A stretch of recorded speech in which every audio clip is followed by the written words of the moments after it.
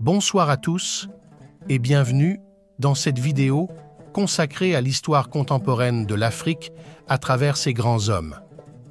Nul n'a le droit d'effacer une page de l'histoire d'un peuple, car un peuple sans histoire est un monde sans âme. L'impérialisme, aujourd'hui, sait qu'il est très important, il est plus utile pour lui de nous dominer culturellement, beaucoup plus que militairement. Qui se souvient de Thomas Sankara, ce jeune capitaine burkinabé qui prit le pouvoir en 1983, à 33 ans, et mourut assassiné. Sa défense passionnée de l'Afrique et de ses capacités à se développer par elle-même ont marqué plusieurs générations d'Africains au-delà des frontières de son Burkina Faso natal. Plus de 30 ans après sa disparition, le personnage fascine par sa fraîcheur et par son verbe. Anti-impérialiste, révolutionnaire pragmatique, féministe et écolo avant l'heure. Dans les imaginaires africains, le capitaine burkinabé occupe toujours une place un peu spéciale. Aux côtés de Nelson Mandela ou de Patrice Lumumba, il est entré au panthéon des héros africains qui fascinent toujours la jeunesse. Fils d'une mère Mossi, le groupe de population le plus important du pays, et d'un père Peul, ancien combattant de la Seconde Guerre mondiale, Thomas Isidore Noël Sankara, troisième rejeton, mais premier garçon, d'une fratrie de 11 enfants, incarne la diversité burkinabé. Après ses études primaires et secondaires, il intègre l'école militaire préparatoire de Ouagadougou, un établissement fondé par l'armée française en 1951 sous le nom d'École des enfants de troupes de Ouagadougou et qui deviendra ensuite le Prytanée militaire de Kadiogo. À la fin des années 1960, en compagnie de Blaise Compaoré, il suit une formation à l'EMIA, l'école militaire interarmée de Yaoundé, au Cameroun. Puis, il embarque pour Madagascar, où il rejoint l'académie militaire d'Antsirabe, dans le centre du pays, pour y suivre une formation d'officier de l'armée. Malgré les tensions autour du régime de feu Philibert Tsiranana, premier président de la République malgache, Thomas Sankara achève sa formation et retourne en Haute-Volta en 1973 avec le grade de sous-lieutenant. Il est affecté à Bobo-Dioulasso, deuxième ville du pays, située dans le sud-ouest, pour y former une compagnie de jeunes recrues. Ses méthodes et son enseignement détonnent.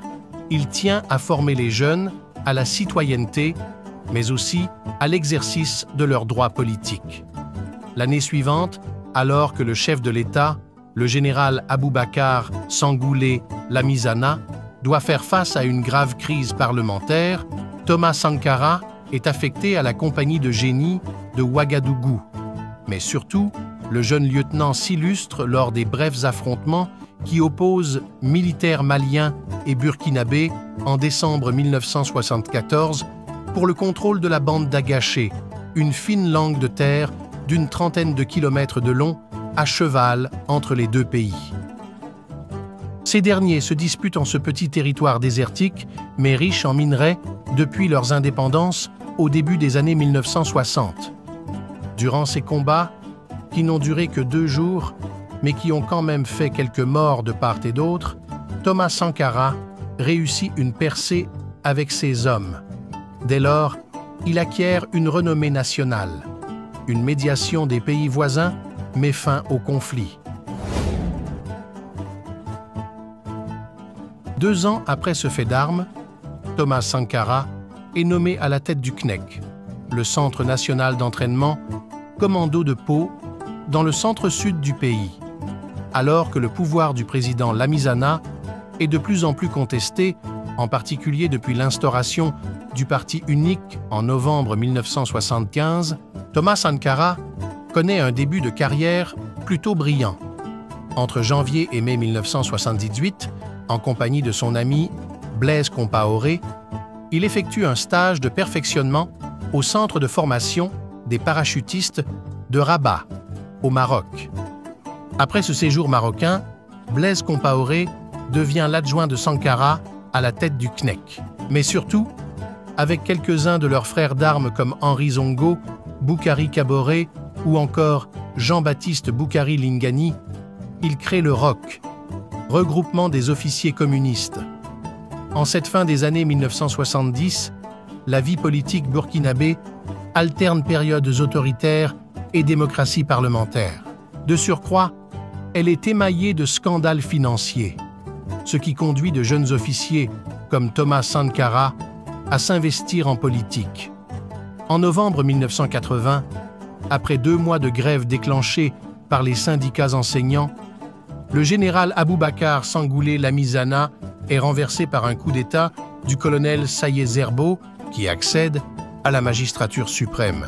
4 mois plus tard, en février 1981, un peu moins de 2 ans seulement après son mariage avec Mariam Sermé, Thomas Sankara est promu capitaine et nommé à l'état-major de la division opérationnelle. Son complice, Blaise Compaoré, lui succède à la tête du Centre national d'entraînement commando de Pau. À l'époque, Thomas Sankara est très proche des militants d'extrême gauche. 8 mois plus tard, il accepte d'entrer au gouvernement en qualité de secrétaire d'État à l'information. Très vite, le colonel-président Sayé Zerbo est lui-même contesté, notamment pour le caractère répressif de son régime.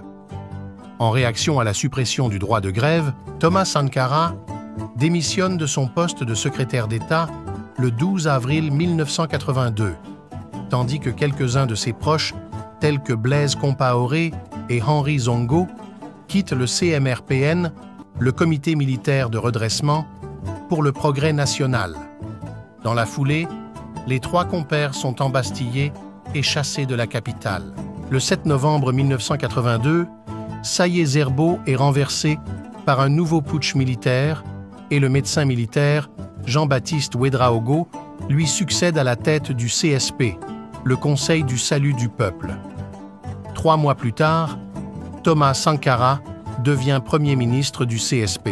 Mais lors d'un meeting à Ouagadougou, en mars 1983, des divergences apparaissent entre Thomas Sankara et le nouveau président Jean-Baptiste Ouédraogo. Représentant de l'aile progressiste au sein de l'armée, Thomas Sankara est favorable à une rupture de la relation néocoloniale avec la France, l'ancienne puissance coloniale. Finalement, Thomas Sankara est arrêté le 17 mai 1983, tandis que son ami Blaise Compaoré s'enfuit à Pau, où il se déclare officiellement en rébellion. À Bobo-Dioulasso et Ouagadougou, la jeunesse, soutenue par les partis de gauche et les syndicats, multiplie des manifestations pour demander la libération de Sankara. Dans le même temps, la résistance s'organise autour de Blaise Compaoré à partir de la base des commandos de Pau et en liaison avec Thomas Sankara. Le 04 août 1983, les hommes du CNEC, avec Blaise Compaoré à leur tête, investissent Ouagadougou, accompagnés d'une foule en liesse. Ils déposent le président et portent Thomas Sankara à la tête de l'État. Le jour même, le pays est renommé Burkina Faso. Le lendemain, une grande manifestation est organisée dans la ville en soutien au nouveau pouvoir. Avec l'appui de partis jusque-là clandestins et d'obédience marxiste-léniniste, Thomas Sankara et ses camarades proclament la révolution et mettent sur pied un Conseil national de la révolution CNR. 20 jours après ce nouveau coup d'État, le gouvernement du CNR est constitué. Très vite, celui-ci met sur pied des comités de défense de la révolution, CDR, inspirés de l'expérience cubaine et chargés de suppléer les chefs traditionnels. En plus des pouvoirs féodaux, les CDR sont responsables de la sécurité, de la formation politique, de la production de produits locaux. En mai 1984, une visite de Thomas Sankara en Côte d'Ivoire est annulée à la suite du refus des autorités ivoiriennes de l'accueillir à Abidjan. Le mois suivant, Blaise Compaoré est à Paris. Le Burkina Faso espère que les accords de coopération pourront être signés avec la France. En vain. Néanmoins, le régime du président Sankara s'attelle au développement d'une économie peu dépendante de l'aide extérieure. Afin d'accroître les investissements, les dépenses de fonctionnement sont drastiquement réduites. Et pour encourager les productions locales, les fonctionnaires sont incités à porter l'habit traditionnel, le faso d'Anfani. Après une tournée africaine qui l'a notamment menée en Éthiopie, à Madagascar, au Burundi, en Tanzanie ou encore en Angola, Thomas Sankara écrit au président de l'OUA, l'Organisation de l'Unité africaine, devenue depuis Union africaine, pour annoncer la décision du Burkina Faso de boycotter les JO de Los Angeles. En cause, le soutien que les États-Unis apportent à Israël et à l'Afrique du Sud, où sévit alors l'apartheid. Quelques jours plus tard, à l'occasion du premier anniversaire de la Révolution, le drapeau national change de couleur et le pays se dote d'un nouvel hymne, le ditanier, qui signifie le chant de la victoire en langue lobi. 2 semaines seulement après cette date symbolique, le premier gouvernement révolutionnaire est dissous et les ministres sont affectés comme chefs de projet pour la construction des logements. Le 4 octobre 1984, Thomas Sankara prononce un discours qui fait date lors de la 39e session de l'Assemblée générale des Nations unies. Ce jour-là, il déclare notamment ceci. « Nul ne s'étonnera de nous voir associer l'ex-Haute-Volta, aujourd'hui le Burkina Faso, à ce fourre-tout méprisé, le tiers-monde, que les autres mondes ont inventé au moment des indépendances formelles pour mieux assurer notre aliénation intellectuelle, culturelle, économique et politique. Nous voulons nous y insérer sans pour autant justifier cette gigantesque escroquerie de l'histoire, encore moins pour accepter d'être l'arrière-monde d'un Occident repu. À l'époque, Thomas Sankara critique l'absence d'aide de la France, pourtant ces entreprises bénéficient de nombreux marchés de grands travaux dans le pays. Alors que les relations entre Paris et Ouagadougou ne sont pas vraiment au beau fixe, le Burkina Faso décide de boycotter le sommet France-Afrique qui se tient à Bujumbura en décembre 1984. Un peu plus d'1 an après, pour la première fois depuis son arrivée au pouvoir, le capitaine Thomas Sankara est en visite à Paris où il rencontre enfin son homologue français, feu François Mitterrand, à l'occasion du sommet de la francophonie. En novembre de cette même année, 1986, c'est au tour du président Mitterrand de se rendre au Burkina Faso.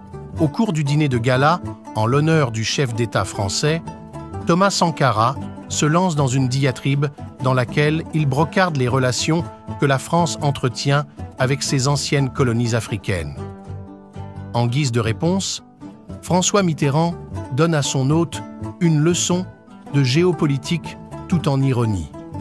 D'une manière générale, Thomas Sankara critique les injustices de la mondialisation, la place démesurée occupée dans l'économie mondiale par des institutions telles que le Fonds monétaire international ou encore la Banque mondiale, ainsi que le poids de la dette des pays pauvres.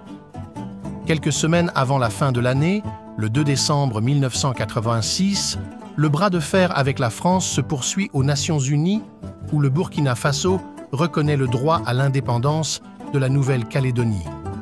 En représailles de ce vote, les députés de la droite française demandent que cesse l'aide française au Burkina Faso. Pour le président Thomas Sankara, le début d'année 1987 est marqué par des soupçons de complot en provenance du Togo, qui le conduisent même à annuler des rendez-vous internationaux. Au cours des mois suivants, le régime de Thomas Sankara est secoué par une grave crise interne. À suite d'une série de réunions importantes, Thomas Sankara propose notamment la dissolution des organisations membres du Conseil national de la Révolution et surtout la création d'un parti politique. Parmi ses compagnons de route, mécontentement et critiques enflent et Sankara menace de démissionner. Face aux accusations d'improvisation et de prise de décision parfois irréfléchie, Thomas Sankara décide en juillet 1987 la création d'un cabinet spécial destiné à le seconder efficacement. Dans ce groupe restreint de collaborateurs, l'on trouve notamment Paulin Bamouni, l'adjudant Christophe Sabat, Bonaventure Compaoré, Frédéric Kiemdé, Patrice Zagré ou encore Alouna Traoré. Malgré ces initiatives, la situation reste très tendue au sein du CNR. Entre Thomas Sankara et Blaise Compaoré, les dissensions s'aggravent. Ce dernier est même soupçonné d'être à l'origine des tracts orduriers qui circulent dans la capitale concernant Thomas Sankara et sa famille. Entre les chefs historiques du CNR, Henri Zongo, Blaise Compaoré, Jean-Baptiste Boukari-Lingani et Thomas Sankara, les tensions culminent début octobre 1987. Mais plus globalement, la rigueur et l'intégrité de Thomas Sankara ne plaisent pas à tout le monde. Par ailleurs, les dérives de la Révolution ont fait naître une sorte de désenchantement au sein d'une partie des populations. La plupart des chefs traditionnels, dont les pouvoirs ont été très largement amputés par la création des comités de défense de la Révolution, expriment ouvertement leur désapprobation. Au sommet de l'État, Thomas Sankara et Blaise Compaoré ne se parlent presque plus. Désormais, deux clans rivaux se font face. Au cours du Conseil des ministres du 14 octobre 1987, en l'absence de Blaise Compaoré, le gouvernement décide de créer le FIMATS, une sorte de brigade de police anti-coup d'État, un projet perçu comme une menace par le camp Compaoré. Le lendemain, en fin d'après-midi, Sankara réunit son cabinet pour finaliser le projet de création du parti et mettre ainsi un terme à la crise de régime à laquelle il est confronté. Dès le début du conclave, un commando militaire surgit dans le bâtiment et élimine la garde rapprochée de Thomas Sankara. Les assaillants se rendent ensuite dans la salle où se trouve le président et ses proches. Ils abattent tout le monde, à l'exception d'Alouna Traoré, seul survivant de cette tragédie.